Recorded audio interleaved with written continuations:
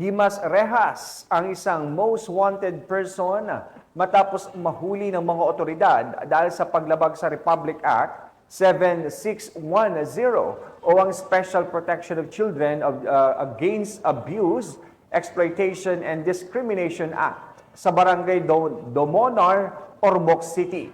Yan ang ibabalita ni Pacho Woman Cristel Palafox. Walang takas sa mga otoridad ang isang lalaking most wanted person sa kasong paglabag sa RA 7610 matapos mahuli sa Barangay Domonar, Ormoc City. Bandang alas 6:50 ng umaga nang maaresto ang akusado ng matauhan ng Ormoc City Police Station 3 sa bisa ng warrant of arrest para sa kasong paglabag sa Section 5B ng RA 7610 o Special Protection of Children Against Abuse, Exploitation and Discrimination Act na may nirekomendang piyansa na 200,000 piso para sa pansamantalang kalayaan. Ang akusado ay dinala sa Ormoc City Police Station 3 para sa kaukulang dokumentasyon at tamang disposisyon. Ang matagumpay na operasyon ay resulta ng pakikipagtulungan ng mamamayan sa kapulisan upang mapaigting ang kampanya kontra kriminalidad para mapanagot ang mga taong nagkasala sa batas. Dahil sa bagong Pilipinas, ang gusto ng pulis, ligtas ka.